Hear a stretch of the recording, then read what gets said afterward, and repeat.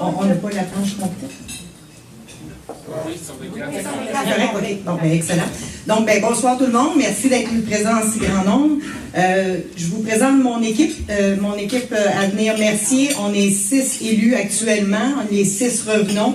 Nous avons une petite nouvelle qui est Judith Prudhomme, qui a 25 ans, qui a étudié en comptabilité, qui est en train de faire sa maîtrise en commerce international. On est très heureux d'accueillir une nouvelle jeune femme dans notre équipe. L'ADN de notre équipe, c'est vraiment le contrôle des finances de la ville, peu importe ce qu'on en dit.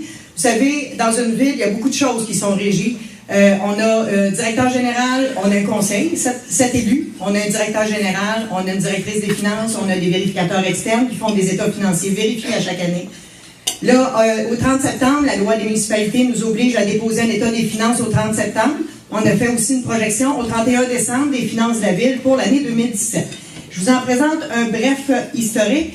Donc, je vous rappelle qu'à notre arrivée, on a acheté depuis notre arrivée 2 bâtiments. On a acheté un poste de police, une caserne, on a payé comptant.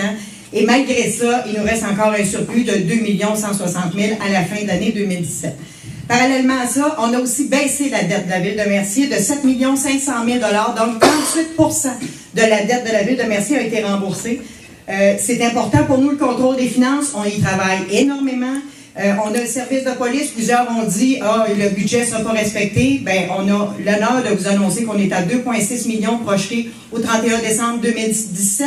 Et on avait un budget de départ de 3,2 millions. Et là-dessus, on n'a pas les revenus de la cour municipale, de la fourrière municipale et de l'allocation du 2e étage du bâtiment qui abrite le poste de police. Le territoire de la Ville de Mercier, 90% agricole. 90% des revenus de la ville proviennent du résidentiel. C'est important de diversifier nos revenus. Pour y arriver, on a fait affaire avec une chaire de recherche de l'Université de Montréal pour l'idéation et on l'a accompagné par 3 spécialistes résidentiels, commerciaux et industriels. On voit ici le territoire de la MRC-Roussillon. Mercier fait partie des 11 municipalités qui composent le territoire de la MRC-Roussillon.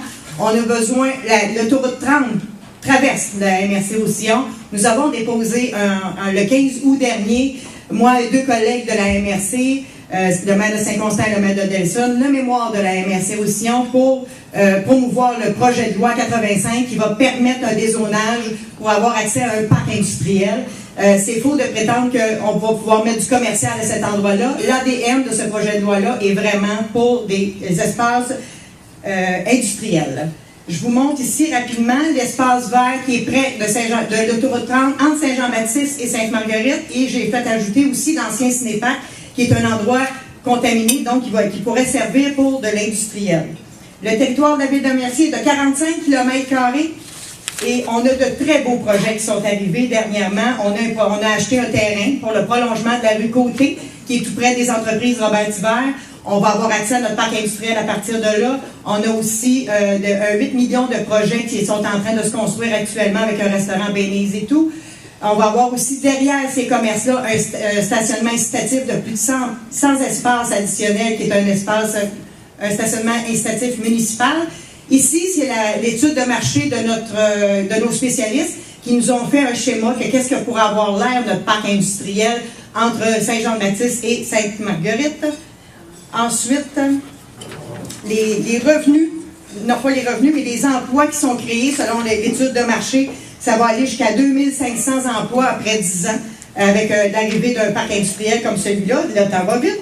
Saint-Jean-Baptiste, on a aussi fait une étude, ils nous ont séparé le Saint-Jean-Baptiste en 4 espaces, dont on travaille à mettre ça en place effectivement. Nous avons aussi le boulevard Saint-Jean-Baptiste où on a pris des engagements pour améliorer la fluidité. La sécurité sur le boulevard Saint-Jean-Baptiste aussi est importante pour nous. Donc, où la rue William ou le restaurant Grégoire, on veut avoir une traverse piétonnière avec des clignotants. Et on a le transport en commun qui est un actif très important pour la Ville de Mercier. Et on veut bonifier. Il y a eu un appel d'offres. Il y a eu des économies de 1,2 million parce qu'on est allé en appel d'offres. Ces économies-là, on veut les rajouter à notre transport en commun. Et on veut aussi développer un transport interville extraville qui va relier tous les secteurs de la Ville de Mercier, qui va prendre nos résidences personnes âgées, qui va les amener au IGA, mais aussi à l'hôpital, au CLSC, au parc industriel de Châteauguay. Et c'est un transport qui va être gratuit pour les utilisateurs de la région. Donc, on en est très fiers et je pense que je suis rentrée dans les temps, malgré que j'ai été vite. Merci.